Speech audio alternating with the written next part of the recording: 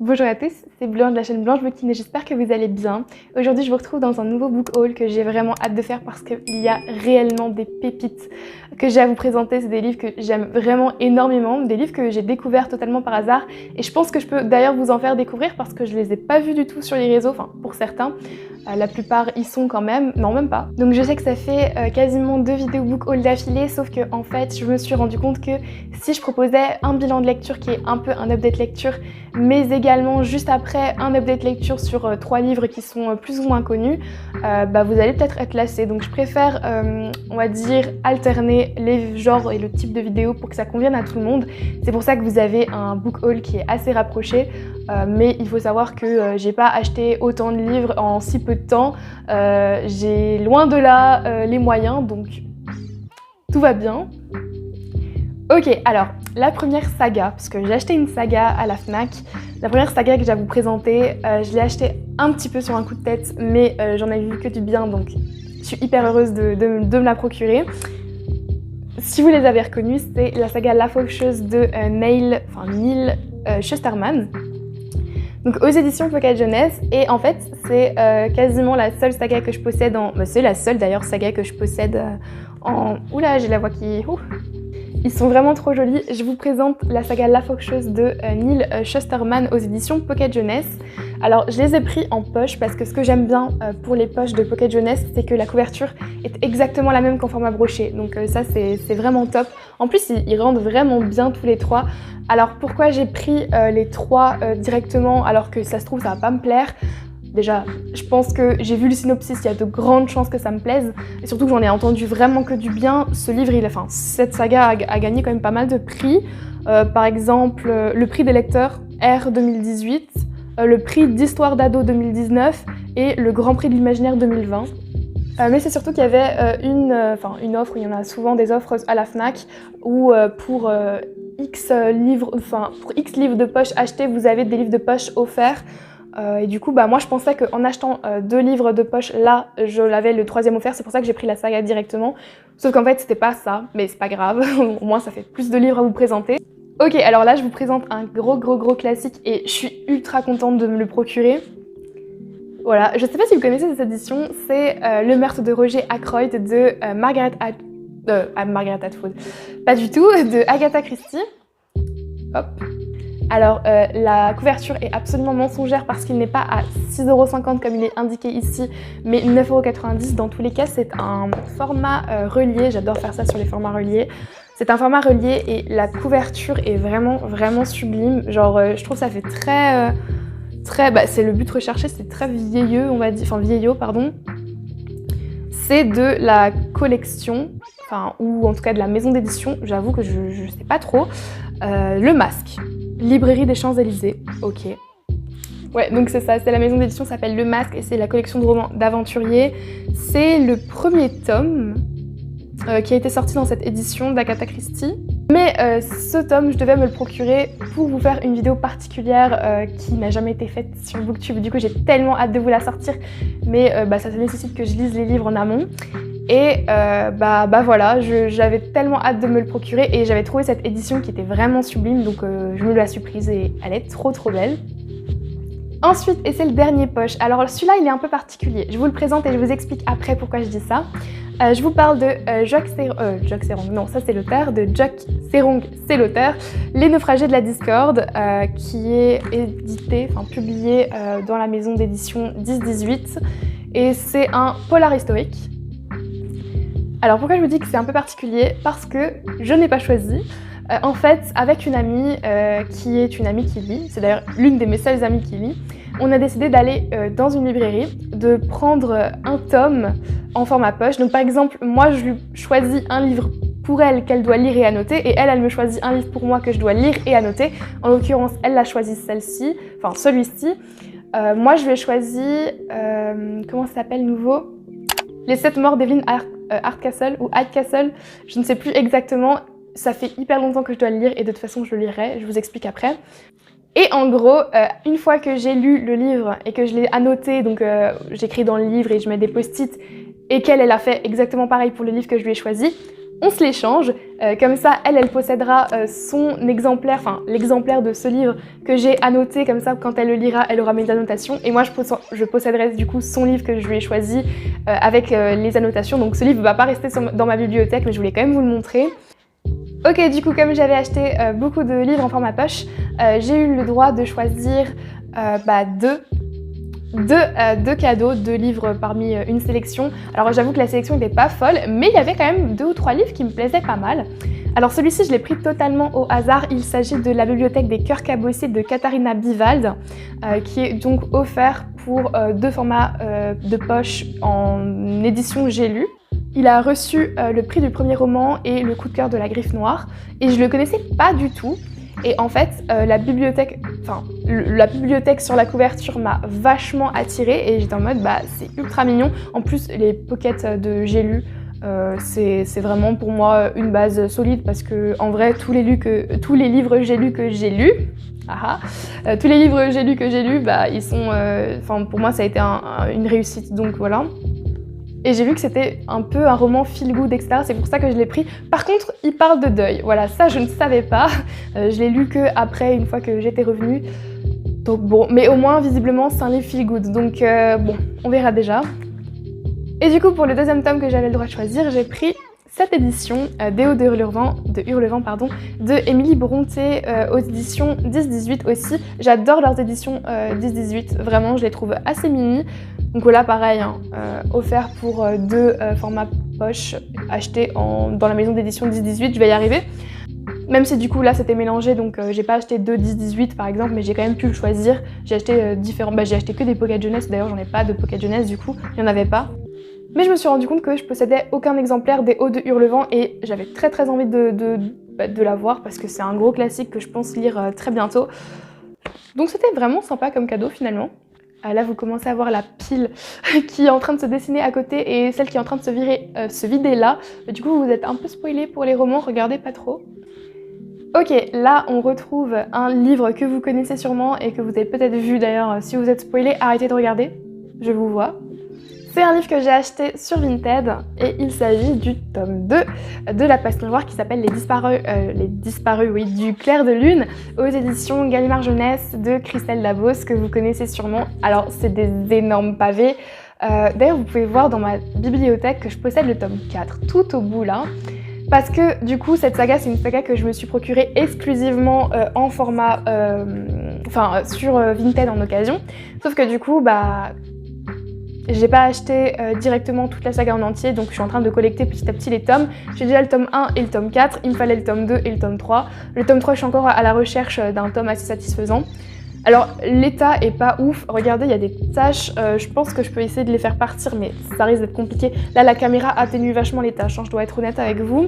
Là, par exemple, il est un peu cabossé, vous le verrez peut-être. Ouais, bon là, ça se voit pas à la caméra.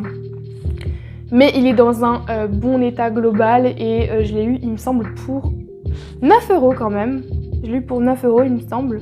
Les deux autres tomes que je possède, je les ai eu pour 5 € et ils sont en état vraiment correct. Donc j'étais un peu contente. Enfin, même pas un peu, j'étais clairement contente.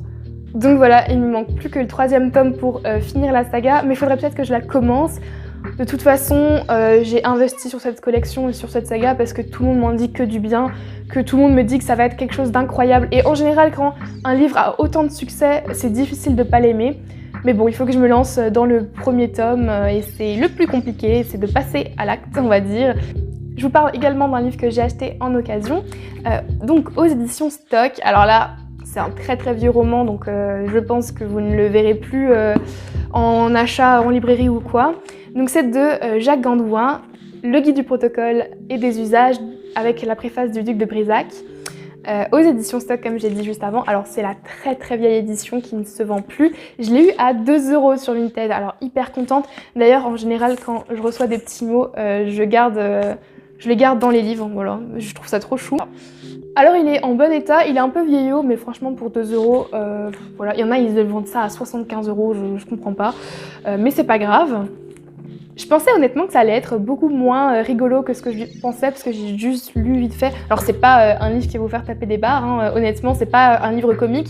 En gros c'est une sorte de bible des bons usages pour une bonne vie en société. Ça va être compliqué de faire cette phrase. Il y a par exemple des particularités pour saluer quelqu'un, pour se vêtir, pour préparer l'art, pour maîtriser l'art de la table. Enfin, plein de choses comme ça, même s'il y a des principes qui sont assez vieillots et qui ne s'utilisent plus, j'avais vraiment très envie de le lire. En plus, il passait vraiment partout dans mes TikTok. Il fallait que je m'en procure au moins un exemplaire et du coup, j'ai pris la vieille édition. Mais si vous êtes intéressé et que vous n'aimez pas le format un peu vieillot, vous pouvez retrouver les formats édition poche. D'ailleurs, c'est le livre de poche, il me semble, qui a sorti récemment une édition, enfin récemment... Tout est relatif, qui est du coup en format poche classique. Il y a un dessin d'une table, voilà. Donc, c'est même une photo d'une table, donc voilà, si ça vous intéresse. Là, c'est un livre que vous connaissez sûrement et qui a fait énormément parler de lui, même très récemment. Il s'agit de l'essai féministe Sorcière de Mona Chollet aux éditions Zone. Ouais, les éditions Zone.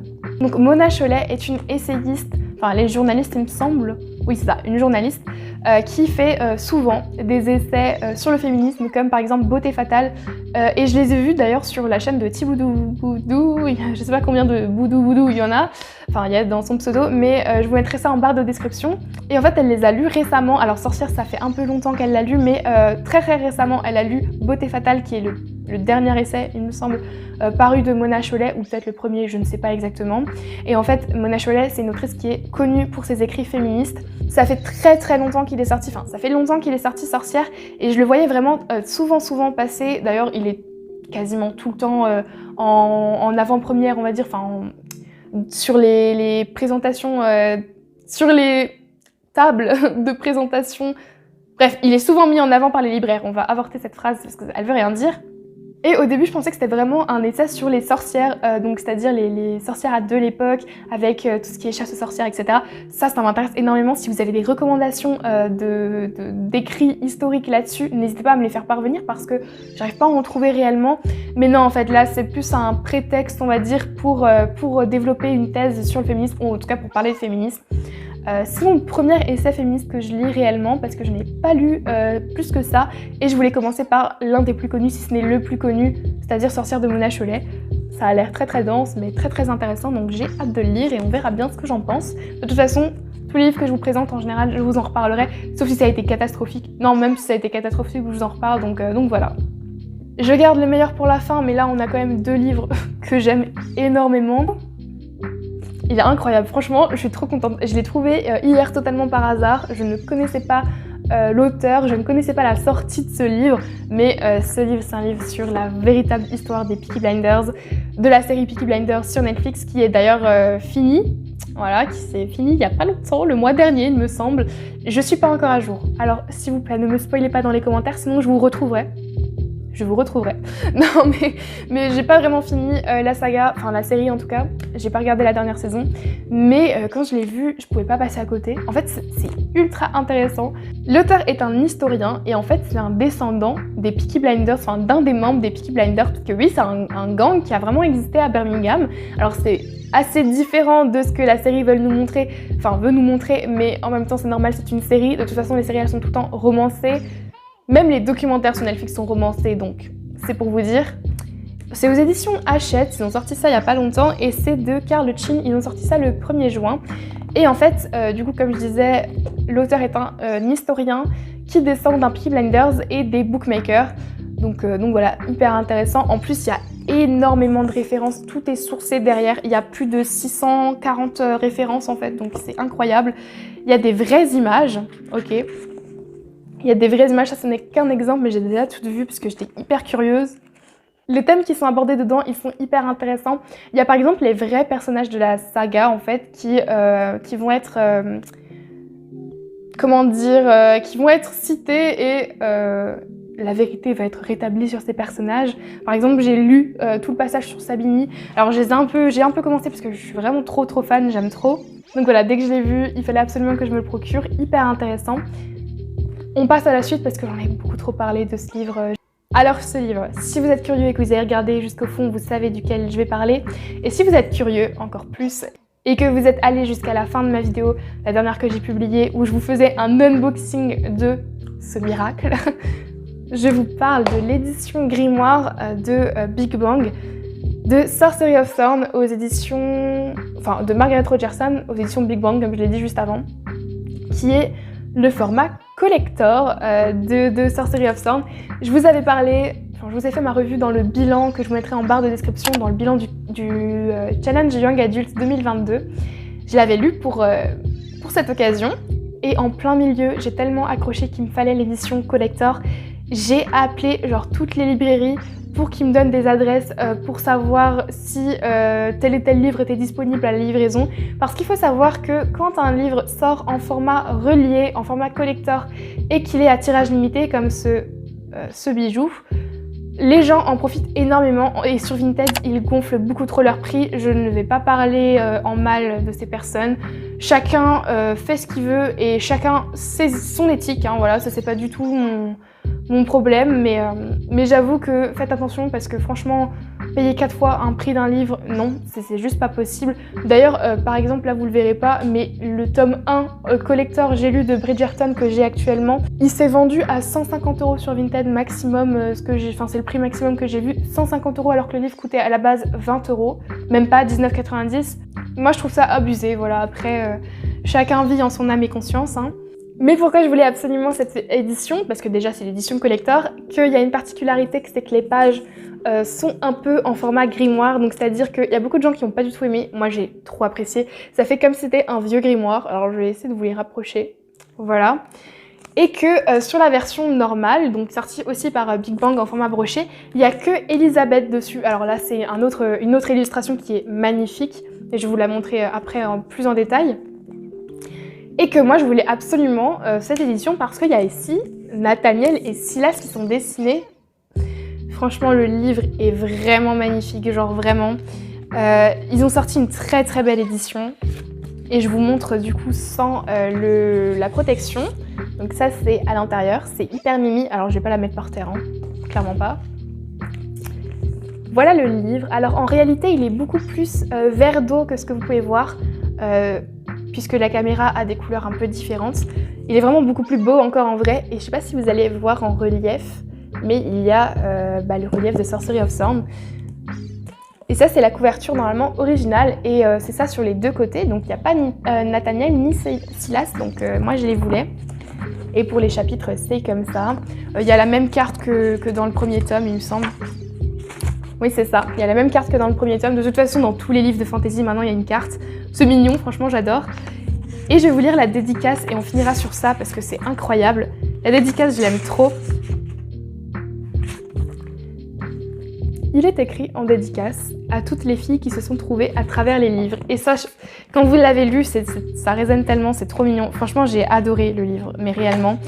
Du coup, je l'ai payé 22 €, c'est-à-dire le vrai prix du livre. Et j'ai demandé à une librairie qui le possédait encore de me l'envoyer. Et donc, ils me l'ont envoyé. Donc, je l'ai payé 27 € en tout avec les frais de livraison. Mais j'ai payé le livre en tant que tel 22 €. Comme qui est normalement le prix pour ce livre, quoi. Dites-moi si vous avez pu vous procurer la version de Sorcery of Thorn édition grimoire ou si vous avez la version en format broché qui est tout aussi belle, franchement. Les deux couvertures sont incroyables et c'est pour ça d'ailleurs que j'en ai pris un deuxième. C'est parce que en fait c'est totalement différent. Donc qu'on possède un ou deux exemplaires, ils seront différents de toute façon. Et en plus voilà, c'est symbolique, ok. Sur ce, j'espère que cette vidéo vous aura fait découvrir de belles pépites. En tout cas, moi, j'ai trop aimé présenter ces livres parce que franchement, il y a des livres que j'ai tellement hâte de lire. Même des livres que j'ai déjà commencé comme le livre sur Peaky Blinders parce que je pouvais pas attendre. Bye!